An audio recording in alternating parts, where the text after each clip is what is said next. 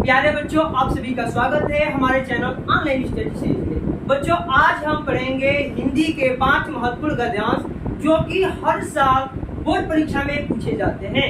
जो ये 5 हमने महत्वपूर्ण गद्यांश लिए हैं, इनके लिए हमने 5 जो मोस्ट इम्पोर्टेंट चैप्टर है, मित्रता, ममता, क्या लिखूं, भारतीय संस्कृति और ईर्ष्या क्यों ना गई मेरे मन से, इन पांच पाठ को अच्छे तरीके से अध्ययन करके इनके जो भी मोस्ट इम्पोर्टेंट गद्यांश है उनको मैंने लिया है। यदि आप इस वीडियो को पूरे अंत तक देख लेते हैं तो आपको गद्यांश में जरा सा भी दिक्कत नहीं होगी और आपका ये बाबू जो 6 नंबर का गद्यांश पूछा जाता है ना, उसे आप बिल्कुल अच्छे तरीके से हल करके चले आएंगे।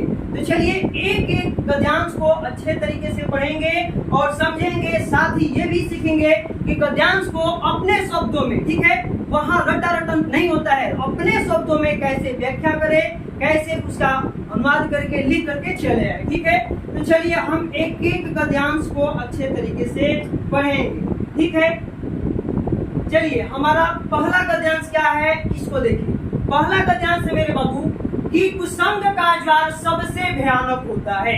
देखिए एक एक लाइन को हमें पढ़ना है और उसका मतलब समझना है। कुसंग का ज्वार सबसे भयानक होता है। कुसंग क्या है? कुसंग कहने का मतलब होता है बाबू गलत संगति। गलत संगति, यदि आप लोग गलत संगति या गलत मित्रों के या गलत व्यक्तियों के साथ में रहते हैं तो उसका ज्वार जो प्रभाव पड़ेगा वो बहुत ही भयानक होगा। यही कहा गया है कि कुसंग का ज्वार सबसे भयानक होता है। यह केवल नीति और सद्वृत्ति यहाँ पर होना चाहिए। ठीक है बाबू, सद्वृत्ति का ही नाश नहीं करता बल्कि बुद्धि का भी क्षय करता है। जो कुसंगति होती है आपके नीति और विचारों का ही नहीं नाश करता है, आपके जो भी बुद्धि है, विवेक है, उसको भी वह नाश करता चला जाता है। यानी कि आपकी जो बुद्धि होती है सद बुद्धि से जो हो करके ये निर्बुद्धि की तरफ चलती जाएगी, गलत आप संगत में चलते जाएंगे। ठीक है, क्षय करता है यानी कि नाश करता है। किसी युवा पुरुष की संगति यदि बुरी होगी तो वह उसके पैरों में बंधी चक्की के समान होगी। कहा गया है, लेखक आपसे कहना चाहता है कि आप यदि युवा है, आप यदि गलत संगति के प्रभाव में चले आते हैं तो आप पूरे अपना भविष्य को क्या कर देंगे बाबू, खराब कर देंगे। आप गलत लोगों के संगत में आएंगे तो उसका प्रभाव बिल्कुल एक बंधी चक्की के समान होगी जो उसे दिन प्रतिदिन अवनति के गड्ढे में गिराती जाएगी। उन्नति का विलोम यहाँ पे कहा गया है अवनति, यानी आपका उन्नति न हो करके आपका अवनति होगा, आपका नाश होगा, आपका नुकसान होगा। ठीक है, और यदि अच्छी होगी तो सहारा देने वाली बाहू के समान होगी। यदि आपकी जो संगति होगी अच्छे लोगों के साथ होगी, महापुरुषों के साथ होगी, विद्वानों के साथ होगी या अच्छे विचारों के प्रभाव आप पर पड़ेंगे तो आपका क्या होगा बाबू, तो उससे निरंतर उन्नति की ओर उठती जाएगी। जो आपका प्रभाव है, आपका भविष्य है, वो निरंतर अच्छा होता चला जाएगा। ठीक है, तो इस तरह से पूरे हम क्या करेंगे, जो हमें गद्यांश दिया रहेगा अपने शब्दों में तुरंत समझ लेंगे और अपने विवेक के आधार पर उसे हमें क्या करना होगा, तो उसका उत्तर देना होगा। आपको 3 तो प्रश्न दिए ही जाएंगे, आप पहले से भी जानते हैं। देखिए कैसे होगा। आपका पहला प्रश्न है कि प्रस्तुत अवतरण के पाठ और लेखक के नाम लिखिए। तो आपको जो पाठ का नाम है और लेखक का नाम है तभी आप लिख पाएंगे जब इन सारे गद्यांश को अच्छे तरीके से अपने विवेक के आधार पर पढ़ लिए होंगे, समझ लिए होंगे। तो ठीक है, पहला है कि प्रस्तुत अवतरण के पाठ और लेखक का नाम लिखिए। 2 तरीके हम बताएंगे। ठीक है, इसके देखिए पहला एक तरीका होता है जो सीरीज में काफी किताबों में बिल्कुल ऐसे ही छप करके दिया जाता है। तो लिखेंगे कि प्रस्तुत गद्यावरण आचार्य रामचंद्र शुक्ल द्वारा लिखी हमारी पाठ्य पुस्तक हिंदी के गद्य खंड में संकलित मित्रता, ठीक है, मित्रता नामक निबंध से अवतरित है। तो ये तो हो गया आपकी सीरीज वाली भाषा। यदि आप अपने भाषा में ऐसे भी लिख करके आ जाते हैं कि पाठ का नाम मित्रता है और इसके लेखक आचार्य रामचंद्र शुक्ल जी भी है, तो ठीक है, यहाँ से आपका नंबर बिल्कुल नहीं कटेगा। और अब आप दूसरे का हल करेंगे। ठीक है, दूसरा क्या है कि रेखांकित अंशों की व्याख्या कीजिए। जो मैंने आपको अपने शब्दों में बताया, यदि वह भी आप लिख देते हैं तो आपका एक भी नंबर नहीं कटेगा, क्योंकि रेखांकित अंश की व्याख्या अपने विवेक के आधार पर और शब्दों के चयन के आधार पर दे सकते हैं। ठीक है, तो चलिए हम देखते हैं कि इसकी व्याख्या कैसे लिख सकते हैं। अपने शब्दों में हमने बताया उससे भी लिखिए या दूसरे तरीके से भी लिख सकते हैं। चलिए ठीक है बाबू। अब चलिए इसका रेखांकित अंश का व्याख्या क्या है कहा है। तो रेखांकित अंश की व्याख्या में है कि शुक्ल जी कहते हैं कि बुरी संगति घातक बुखार के समान हानिकारक होती है। जिस तरह कोई व्यक्ति यदि भयानक ज्वर से ग्रसित हो जाता है तो उसके पूरे शरीर और स्वास्थ्य को नष्ट कर देता है, कभी कभी प्राण भी ले लेता है, उसी प्रकार बुरी संगति हमारी नैतिकता, सदाचार, मन तथा बुद्धि को नष्ट कर देता है। यही तो बताया गया था। ठीक है, अगला हमारा क्वेश्चन है। क्वेश्चन ठीक है देख लेते हैं पीछे से कि क्या कहा गया था। तो अगला क्वेश्चन है बाबू, अगला क्वेश्चन सी है कि युवा पुरुष की संगति के बारे में क्या कहा गया है। तो इसका हम लोग आंसर लिखेंगे। देखिए युवा पुरुष के संगति के बारे में क्या कहा गया है। तो लिखेंगे कि युवा पुरुष की बुरी संगति उसे अवनति के गड्ढे में प्रतिदिन गिराती जाएगी और यदि अच्छी होगी तो वह उसे निरंतर उन्नति की ओर अग्रसर होती चली जाएगी। तो ठीक है, इस तरह से हम पहले गद्यांश का उत्तर दे देंगे। अब हम चलते हैं नेक्स्ट गद्यांश जो इम्पोर्टेंट होने वाला है। तो दूसरा क्या है हमारा बाबू, दूसरा है गद्यांश देखिए कि हे भगवान, हे भगवान यहाँ पे चिन्ह दिया है संबोधन का। ठीक है, ठीक बात।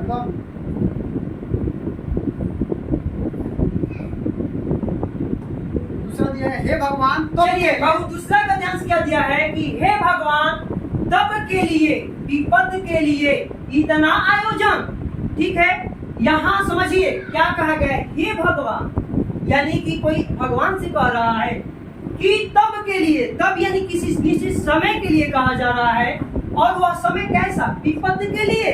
ठीक है, तब के लिए, विपद के लिए इतना आयोजन, आयोजन मतलब कि इतना मतलब कि उसका उपाय करना, परम पिता की इच्छा के विरुद्ध इतना साहस, पिताजी क्या भीख न मिलेगी। यहाँ पे क्वेश्चन मार्क है। कोई अपने पिताजी से कह रहा है कि हे पिताजी क्या हमें भीख नहीं मिल सकेगी, क्या इतनी स्थिति भयानक हो जाएगी कि कोई हमें भीख भी ना दे। ठीक है, क्या कोई हिंदू भूपृष्ठ पर न बचा रह जाएगा जो ब्राह्मण को 2 मुट्ठी अन्न दे सके। ठीक है, यहाँ पे पूछा जा रहा है इसी के द्वारा अपने पिताजी, ठीक है, जो ममता है उसी के द्वारा पूछा जा रहा है कि क्या कोई हिंदू भूपृष्ठ पर बचा नहीं रह जाएगा जो ब्राह्मण की 2 मुट्ठी अन्न दे सके। यह असंभव है, मतलब कह रही है कि यह बिल्कुल जो चीजें हैं असंभव है, ऐसा नहीं होगा। क्या होगा बाबू, फेर दीजिए। फेर देने का मतलब है कि आप वापस कर दीजिए। पिताजी मैं कांप रही हूँ, मैं कांप रही हूँ, इसकी चमक हमारी आंखों को अंधा बना रही है। यानी कि जो कुछ भी गिफ्ट, सोने के सिक्के वगैरह दिए जा रहे हैं उसकी चमक से ममता को दिक्कत हो रही है और कह रही है इसकी चमक हमारे आंखों को अंधा बना रही है। ठीक है, तो इस तरह से गद्यांश को हम अपने तरीके से पढ़ेंगे और एक एक करके उत्तर देंगे। इसका उत्तर कैसे देना है बाबू, देखिए पहला है कि प्रस्तुत अवतरण के पाठ और लेखक का नाम लिखिए। तो इसका उत्तर हम लोग कैसे लिखेंगे कि प्रस्तुत गद्यावरण हमारी पाठ्य पुस्तक हिंदी के गद्य खंड, यहाँ ध्यान देना है, पद्य खंड नहीं लिखेंगे, गद्य खंड है, गद्यांश से गद्य खंड लिखना है। गद्य खंड में संकलित ममता नामक कहानी से उद्धृत है। ठीक है, यहाँ थोड़ा सा दिक्कत है टाइपिंग में, चलिए कोई बात नहीं, उद्धृत है। इसके लेखक छायावादी युग के प्रवर्तक श्री जयशंकर प्रसाद जी हैं और श्री जयशंकर प्रसाद जी के बारे में अच्छे से पढ़ना है, इनका जीवन परिचय अच्छे तरीके से याद कर लेना है। या आप दूसरे शब्दों में भी लिख सकते हैं कि पाठ का नाम क्या है, ममता है और लेखक का नाम क्या है, श्री जयशंकर प्रसाद जी है। अब कह रहे कि रेखांकित अंश की व्याख्या कीजिए। ठीक है, तो हम अब इसे रेखांकित अंश की व्याख्या किए हैं, जो लिखित है उसे आप लोग समझिए। क्या लिखा गया था, मैंने जो समझाया उसी को यहाँ पे लिखा गया है कि रेखांकित अंश की व्याख्या में बताया गया है बाबू कि जयशंकर प्रसाद जी कहते हैं कि जब ममता ने जब ममता ने स्वर्ण आभूषणों मतलब होता है सोने के गहने से भरा हुआ था यानी कि थाली को देखा, तब वह हतप्रभ रह गई। हतप्रभ रहने का मतलब आश्चर्यचकित हो जाना, परेशान हो जाना, किसी एक्टिविटी को अचानक देख के परेशान हो जाना। वह आश्चर्य प्रकट करती हुई अपने पिता से कहती है कि आप विपत्ति के लिए इतने धन का संग्रह क्यों कर रहे हैं? आप बुरे दिनों के लिए इतना धन इकट्ठा क्यों कर रहे हैं? भगवान की इच्छा के विरुद्ध आपने यह बहुत बड़ा दुस्साहस किया है। हम ब्राह्मण हैं, क्या इस पृथ्वी पर ऐसा कोई हिंदू व्यक्ति नहीं बचेगा जो किसी ब्राह्मण की क्षुधा को शांत करने के लिए थोड़ा सा अन्न भिक्षा के रूप में नहीं देगा? पिताजी, निश्चित ही यह बात असंभव है कि पृथ्वी पर कोई हिंदू सधर्मी व्यक्ति न मिले और ब्राह्मण को भिक्षा भी न मिले। तो ऐसे इसका व्याख्या कर देंगे, बिल्कुल अच्छा हो जाएगा। और ठीक है, ये तो 3 नंबर हमारा क्वेश्चन कह रहा है कि किस वस्तु की चमक ममता की आंखों को अंधा बना रही थी?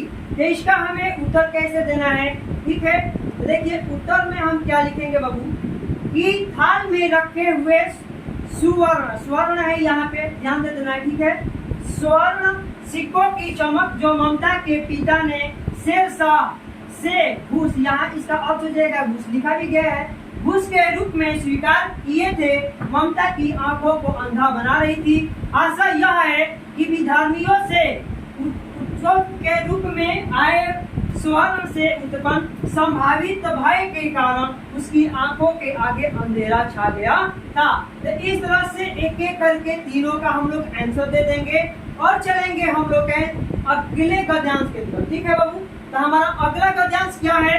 अगला गद्यांश लिया गया है कि हिंदी में प्रगतिशील साहित्य का निर्माण हो रहा है। जो हिंदी है उसमें जो साहित्य का निर्माण हो रहा है उसे प्रगतिशील साहित्य कहा जा रहा है।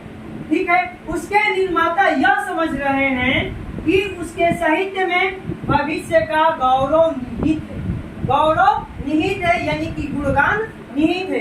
पर कुछ ही समय के बाद उनका यह साहित्य भी अतीत का स्मारक हो जाएगा और आज जो तरुण है, तरुण मतलब युवा है, नवीन है, नया है, वही लीन होकर के अतीत के गौरव का स्वप्न देखेंगे। यानी कि आज जो भी साहित्य की रचनाएं हो रही है वह कुछ समय बाद वृद्ध हो जाएंगी, पुरानी साहित्य के नाम से जानी जाने लगेगी। ठीक है, अतीत के गौरव का स्वप्न देखेंगे, उसके स्थान में तरुणों का फिर दूसरा दल आ जाएगा। यानी कि जो भी युवा पीढ़ी आज जो साहित्य का रचना कर रही है उसका साहित्य कोई अन्य तरुण पीढ़ी यानी कि आने वाली नई पीढ़ी जो है धारण कर लेगी और जो ठीक है जो दूसरा दल आ जाएगा जो भविष्य का स्वप्न देखेगा। दोनों के ही स्वप्न सुखद होते हैं क्योंकि दूर के ढोल सुहावने होते हैं। यानी कहा गया है कि जो नई पीढ़ी आएगी, जो अब की तरुण पीढ़ी है और आने वाली तरुण पीढ़ी है, दोनों के जो स्वप्न होंगे बहुत ही सुखद होंगे क्योंकि दूर के जो ढोल होते हैं सुहावने होते हैं। ठीक है, यह गद्यांश की कब पूछा गया? 10, 11, 14, 16, 18 बहुत बार यह गद्यांश पूछा जा रहा है। ठीक है, अब इसका हमें क्या करना है? इसका आंसर देना है। प्रस्तुत गद्यांश के पाठ और लेखक का नाम लिखिए।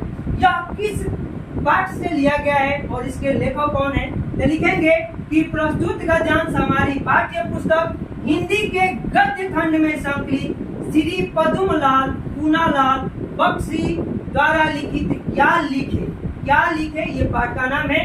शीर्षक ललित निबंध से, या आप अपने भाषा में लिख सकते हैं, डायरेक्ट पाठ का नाम लिख दीजिएगा क्या लिखे और दूसरा है हो जाएगा लेखक का नाम श्री पद्मलाल पूनालाल बख्शी। इस तरह से पहले का उत्तर हम लोग दे देंगे। अब हमारा वह है कि रेखांकित अंशों की व्याख्या कीजिए। जो मैंने समझाया बिल्कुल उसे अपने भाषा में लिख देना है। और क्वेश्चन नंबर 6 है, पढ़ लेते हैं कि प्रगतिशील साहित्य को अतीत का स्मारक क्यों कहा गया है। ये दोनों क्वेश्चनों का आंसर हम नेक्स्ट पेज पर बता रहे हैं कि कैसे लिखना है, कैसे लिखा गया है। ठीक है बाबू, तो चलिए अब हम अगले पेज की तरफ बढ़ते हैं। अगले पेज की तरफ बढ़ते हैं तो देखिए, पहले तो रेखांकित अंश की व्याख्या जो कि ये किताबी भाषा है, बिल्कुल अपने भाषा में आप लिख करके आएंगे।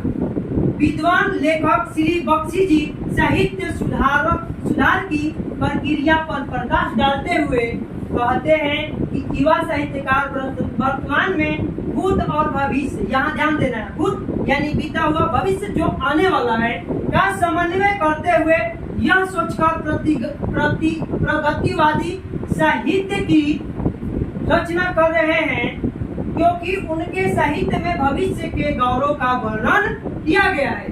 अतः भविष्य में उसमें सुधार की आवश्यकता नहीं होगी। जो युवा पीढ़ी अब की सोच रही है कि हम जो लिख रहे हैं इसमें चेंज नहीं होगा, ये आज की पीढ़ी का कल्पना है।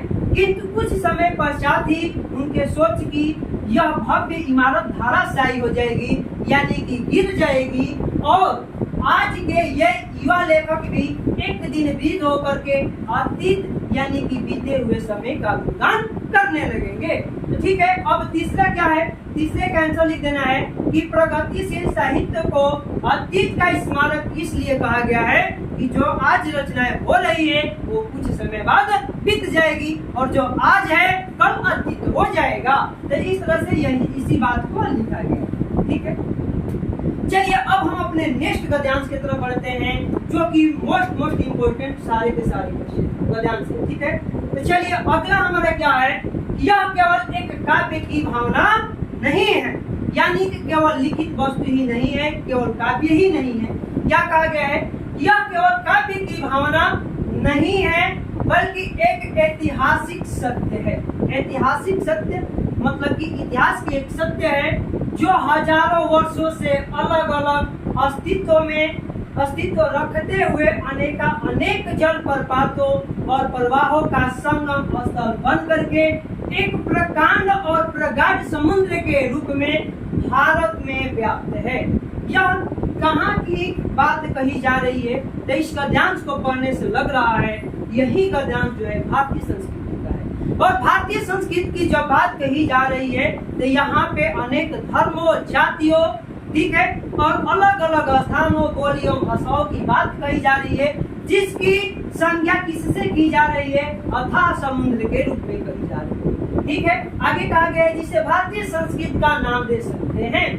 इन अलग अलग नदियों के उद्गम भिन्न भिन्न हो सकते हैं। नदी कहने का मतलब है बाबू, आप किसी विशेष प्रकार की अलग अलग जातियां, अलग अलग बोलियां, अलग अलग भाषाएं और अलग अलग धर्म भी ले सकते हैं, इससे कोई आपको दिक्कत नहीं है। और रहे इनकी धाराएं भी अलग अलग बहती हैं और प्रदेश के अनुसार भिन्न भिन्न प्रकार से अन्न फल फूल पैदा करती रहती है, पर सब में एक ही शुद्ध, सुंदर, स्वस्थ और शीतल जल बहता है, जो उद्गम और संगम में एक हो जाता है। कहा गया है मेरे प्यारे बच्चों कि जो यहाँ पे अनेक जातियां हैं, धर्म हैं, लोग हैं, अनेक मत रखते हैं, लेकिन जब राष्ट्रीयता की बात आती है, भारतीय संस्कार की बात आती है और संस्कृत की बात आती है, तो सभी लोग एक विचारधारा वाले और एक सोच रखने वाले हो जाते हैं। ऐसा गद्यांश के हिसाब से कहा गया है। चलिए इनका उत्तर देना है कि प्रस्तुत गद्यांश के पाठ और लेखक के नाम बताइए। तो प्रस्तुत गद्यांश हमारी पाठ्य पुस्तक हिंदी के गद्य खंड में संकलित डॉक्टर राजेंद्र प्रसाद द्वारा लिखित भारतीय संस्कृति नामक पाठ से निधे या ठीक है। और दूसरा है रेखांकित अंशों की व्याख्या करना है, और तीसरा बताना है कि भारतीय संस्कृति का नाम किसे दिया जा सकता है, यह स्पष्ट करना है, अपने बातों में इसका आंसर लिखना है। तो चलिए इनका हम लोग कैसे लिखित आंसर दे करके आना है। लिख देंगे कि लेखक का कथन है, जो मैंने अभी समझाया। लेखक का कथन है कि भारतीय संस्कृति की क्षमता फूलों की माला से करना तथा यहाँ की भाषा और जातियां रंग बिरंगे फूल कहना केवल काव्य की कल्पना नहीं है, वरन यह एक यथार्थ है, यानी कि सत्य है। यह एक ऐतिहासिक सत्य है, जिस प्रकार हजारों वर्षों से प्रवाहित होते आ रहे, झरने और नदियों के उद्गम अलग अलग होने पर भी उनका जल दूर दूर से आकर सागर में समा जाता है। यानी कि अलग अलग नदियां, अलग अलग जो भी है सागर है, एक ही जगह क्या हो जाते हैं, समा जाते हैं। जो उनका मिलन स्थल होता है, उसी प्रकार भारत में भी विभिन्न धर्म, जो मैं समझा रहा था, विचारधारा और जाति रूपी झरने हजारों वर्ष से आकर के एक दूसरे से मिल रहे हैं, जिससे एक विस्तृत और सागर के समान ही एक गहन गंभीर भारतीय संस्कृति का निर्माण हुआ है। ठीक है, और आगे हम लोग का अगला क्वेश्चन का आंसर है कि भारत के विभिन्न धर्म, विचारधारा और जाति रूपी जल प्रपात और प्रवाह हजारों वर्षों से आकर के भारत में व्याप्त है। इसे ही विस्तृत और सागर के समान गहन और गंभीर संस्कृति का नाम दिया जा सकता है। कहने का मतलब है कि हम लोग हर जगह अलग अलग होते हुए भी भारतीय संस्कृति के अनुसार एक ही हो जाते हैं। चलिए अब अगला हम क्वेश्चन को देखते हैं। अगला हमारा गद्यांश क्या है, इस पे हम पढ़ते हैं। ठीक है, तो अगला गद्यांश है जो बहुत ही बढ़िया है, और यह गद्यांश जो है पूरा जीवन से सत्य है, जीवन के बिल्कुल जुड़ा हुआ है। क्या है बाबू? तो हमारा गद्यांश है कि ईर्ष्या की बड़ी बेटी का नाम निंदा है। और ईर्ष्या कहने का मतलब है कि आप किसी से यदि आप जलन रखते हैं, जलन कर सकते हैं। ईर्ष्या की बड़ी बेटी का नाम निंदा है। निंदा यानी कि हम अपनी भाषा में कहें तो हिनाई। आप यदि किसी का हिनाई करते हैं, यानी केवल उनमें बुराई ढूंढते हैं, तो उसे निंदा कर सकते हैं। ईर्ष्या की बड़ी बेटी का नाम निंदा है। जो व्यक्ति ईर्ष्यालु होता है वह बुरे किस्म का निंदक भी होता है, यानी कि जो सबसे ज्यादा जलता है, जलन रखता है और दूसरे व्यक्तियों से जलता है, उसे सबसे बड़ा निंदक कहा गया है। क्योंकि आप किसी से ईर्ष्या रखेंगे तो आप किसी का निंदा भी करेंगे, ये एक अटट सत्य है। दूसरों को निंदा वह इसलिए करता है कि इस प्रकार, देखिए क्या कहा गया है, दूसरों का निंदा वह इसलिए करता है कि वह इस प्रकार दूसरे लोग जनता अथवा मित्रों, यहाँ ध्यान देना, मित्रों की आंखों में गिर जाएगा। आप यदि किसी का हिनाई करते हैं तो सिर्फ इस भाव से करते हैं कि वो उसे समाज ठुकरा दे, उसे समाज जो है थोड़ा सा हटाए। ठीक है, आंखों में गिर जाएंगे और जो स्थान रिक्त होगा, रिक्त मतलब कि खाली होगा, उस पर मैं अन्यास ही बैठा दिया जाऊंगा। यदि कोई भी ईर्ष्या करता है तो उसका एकदम बिल्कुल यही विचार होता है, ईर्ष्या करके उस व्यक्ति को हटा दिया जाए और उसके स्थान पर रिप्लेसमेंट कर लिया जाए, मतलब रिक्त स्थान की पूर्ति कर लिया जाए। ठीक है, चलिए अब हमें क्या कहा गया है, इन तीनों प्रश्नों का उत्तर देना है कि प्रस्तुत गद्यांश के पाठ और लेखक का नाम बताइए। ये बड़ा ध्यान देना है। ईर्ष्या ईर्ष्या ईर्ष्या ईर्ष्या का गद्यांश ऐसे है कि हर गद्यांश के अंदर ये शब्द दिखेगा, तो ईर्ष्या। ठीक है, इसका प्रस्तुत गद्यांश के पाठ और लेखक का नाम बताना है, तो बता देंगे कि प्रस्तुत गद्यांश हमारी पाठ्य पुस्तक हिंदी के गद्य खंड में संकलित श्री रामधारी सिंह दिनकर द्वारा लिखित ईर्ष्या तू ना गई मेरे मन से नामक पाठ या निबंध से उद्धृत है या लिया गया है। अब अगला है, इसे हम लोग अपने भाषा में भी लिख सकते हैं, ईर्ष्या तू ना गई मेरे मन से, और इसके लेखक श्री रामधारी सिंह दिनकर जी है। ठीक है, अब दूसरा पढ़ते हैं, रेखांकित अंश की व्याख्या करना है, जिसे मैंने समझाया उसे ही लिखित रूप दे देना है। ईर्ष्यालु व्यक्ति दूसरों की निंदा क्या सोच करके करता है, इसे भी बता देना है और उसे लिखित रूप दे देना है।